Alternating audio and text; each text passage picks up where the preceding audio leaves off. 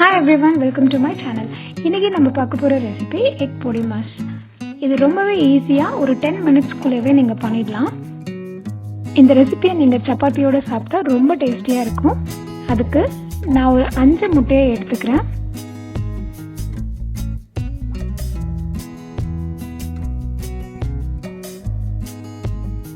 முட்டையை நான் நல்லா பீட் பண்ணிக்கிறேன்.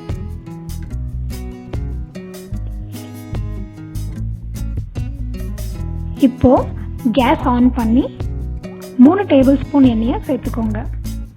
அதில் 2 ஆனியனை நான் சின்னதாக கட் பண்ணியிருக்கேன். அதையும் சேர்த்து நல்லா வதக்கிக்கோங்க.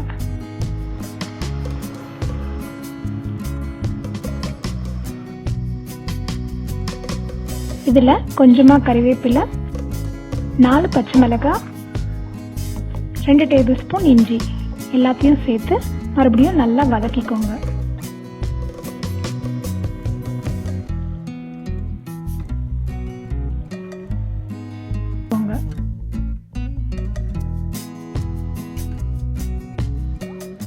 தேவையான அளவு உப்பு சேர்த்துக்கோங்க. மறுபடியும் நல்லா கலந்துக்கோங்க.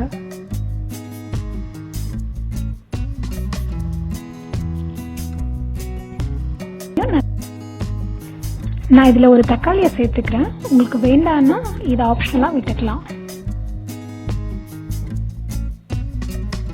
மறுபடியும் எல்லாத்தையும் சேர்த்து நல்லா கலந்துக்கோங்க.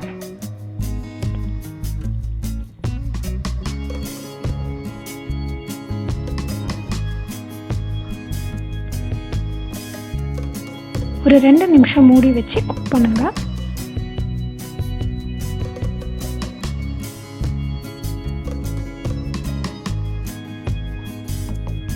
ஒரு தடவை நல்லா கலந்து விட்டுக்கோங்க.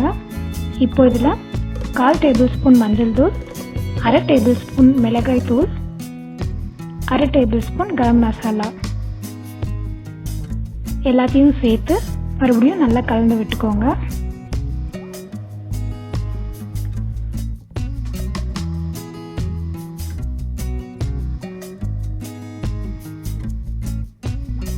இதில் உடைச்சி வச்சிருந்த முட்டையை நம்ம சேர்த்துக்க போகிறோம்.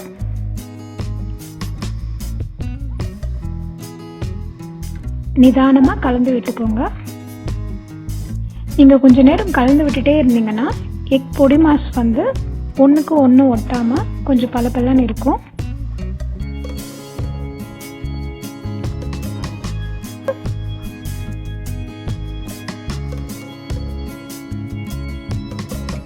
கடைசியாக கொத்தமல்லி இலையை சேர்த்துக்கிறேன். அவ்வளோதான், ரொம்ப டேஸ்டியான எக் பொடிமாஸ் ரெடி. நீங்களும் இந்த ரெசிபியை ட்ரை பண்ணி எப்படி இருக்குன்னு சொல்லுங்கள். தேங்க்ஸ் ஃபார் வாட்சிங். உங்களுக்கு இந்த வீடியோ பிடிச்சிருந்தா please subscribe to my channel.